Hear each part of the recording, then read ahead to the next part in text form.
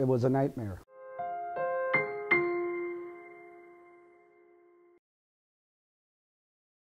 Brett was born in Youngstown, Ohio, and he was born on November 8, 1993. As a little kid, he liked a lot of attention, wanted to be held a lot. He had ear infections and things, so that probably made it so he wanted to be held more and everything. And I have to say, he didn't sleep through the night until he was 16 months old. We moved here when Brett was 3 years old. He loved sports. I mean, he played a lot of different sports. He did baseball, he did the Carmel Dads Club rec type of sports, basketball, but soccer, he fell in love with it. He had the passion of it and being on a team. He was oftentimes, his position was a center mid, so he was so good at keeping his head up and having good field vision and bringing that ball up the field and distributing it to people, sometimes taking the shot himself when it was open. And he just played with such strength. He also was such a good team player that he was a joy to watch. He loved playing with his teammates. They all talked about it. He was the guy they knew always had his back out on the field. He cared a lot about the players, and if someone injured someone, the other player hurt our player, he'd be there within a second to back you up. And so he's just really caring. He liked to read and he liked to write, and he really enjoyed his English classes. He enjoyed fishing, enjoyed hanging out with friends, always loved going to the beach. Working with special needs kids was one of the big things. He did that at the Monon Center and really loved that, and really went back to the high school. One of his favorite things was a boy named Danny. And Danny had some special needs, and he was the honorary team manager of the Carmel High team. And Brett was always taking extra time out with him. In junior high, he was your typical smelly junior high kid that you just wanted to make sure that he put on deodorant and everything. And then I guess it was probably when he started high school, he decided he liked deodorant, liked cologne, and about sophomore year, he really started to like dressing well. He loved winning the best dressed, and he went to the senior graduation night just hoping so much that he would win that award, and he kind of sealed the deal, although the vote had already been taken, when he showed up in his white suit. Brett was always so friendly. He would do anything for anyone, and he had the most vivacious personality. He would make anyone laugh. He was really funny and always made me laugh, and you just want to be around him, and that's someone I wanted to be like. He wanted to go to University of Oklahoma. He was going to major in business. Didn't know exactly what in business, but it was going to be something. That was our anniversary. We were celebrating our 26th, and we went out to a very nice dinner.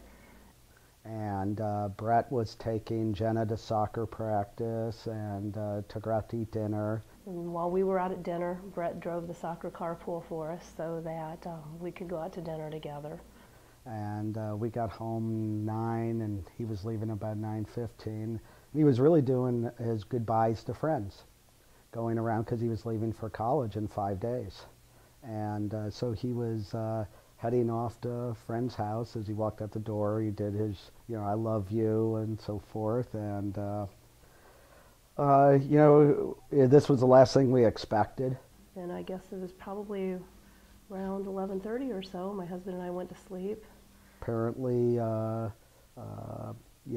he made a bad decision to drink, and that impaired his decision making, and he drank more. And we woke up to the phone call at 1:45 in the morning. I answered the bedroom phone, and it was a Carmel police officer. And he said that our son had been drinking, and that his heart had stopped, and that they were taking him to the St. Vincent Hospital, and that we needed to get there as fast as we could. So we did. I threw on some clothes.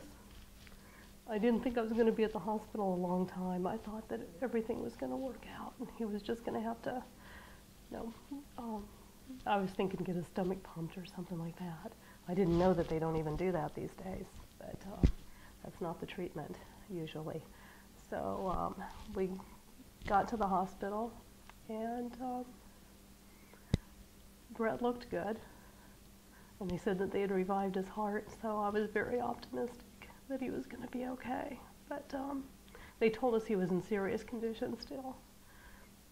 They didn't say anything about his brain at that time. I walked into the room and I couldn't see him at first just because it was so crowded, and then I finally saw him and I just was like frozen in time because he was hooked up to all these monitors, and you would just never think that you would see a friend like in that condition. There were literally people everywhere surrounded in his room out into the hallway, and then they had also reserved a private room with chairs in the room next to his, and it was literally filled everywhere. So it was overwhelming, but it was nice to know that we were all there for him and his family.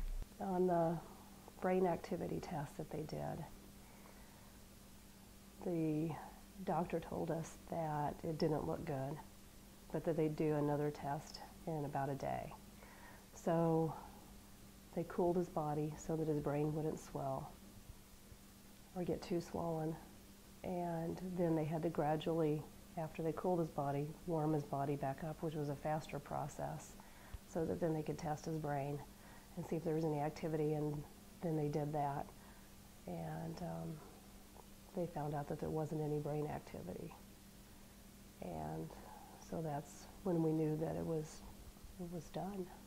He wasn't with us anymore, and then we had the like the organ donation people talk to us and everything, and Brett's wishes were to be an organ donor.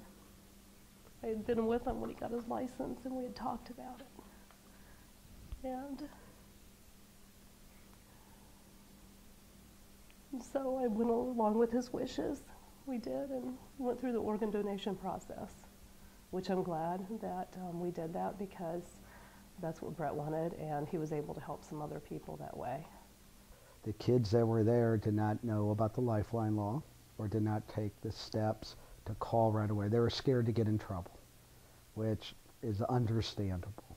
We wish it was different, because if it was different, Brett may be here, the one telling you of his story versus us. The Lifeline law, first of all, does not promote underage drinking. What the Lifeline law does is it recognizes that an underage person may make a mistake.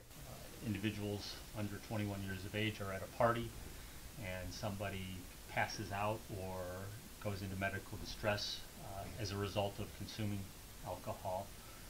Individuals who are at that party, if someone calls the police, and anyone who then acts in concert with that person in seeking assistance would be not subject to be arrested or prosecuted by law enforcement or by the prosecuting attorney, if so long as they, one, make the call, two, stay at the scene and cooperate with law enforcement during the course of the investigation, or while the assistance is being administered by either medical staff or while law enforcement is on the scene.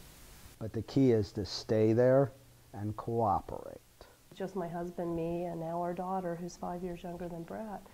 I think every day, each one of us, our first thought in the morning is about Brett, and our last thought at night is about Brett.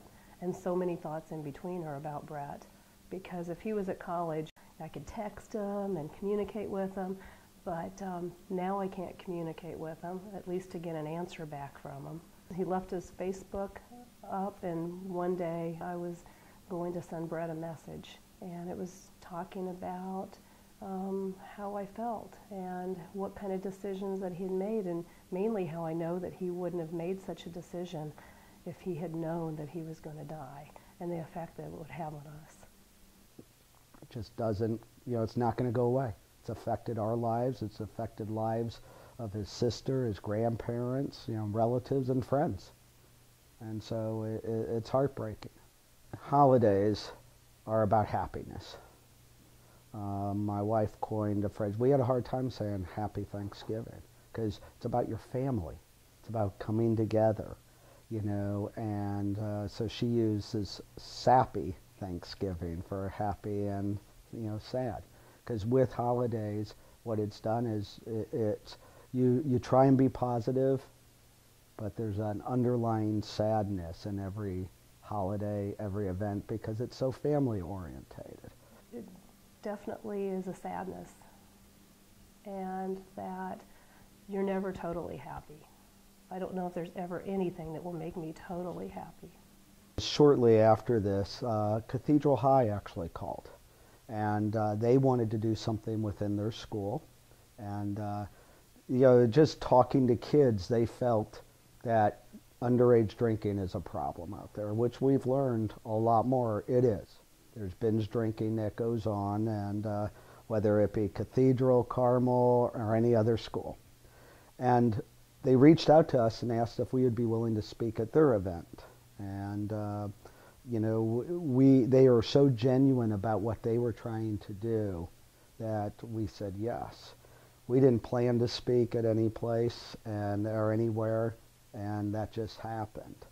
Once we started speaking at some schools and decided that Brett's message was to make good decisions, then we had these bracelets made up with Brett's name on them and good decisions on it. And whenever we go to schools or churches or any place to speak and to tell them about Brett's message, we also offer these bracelets.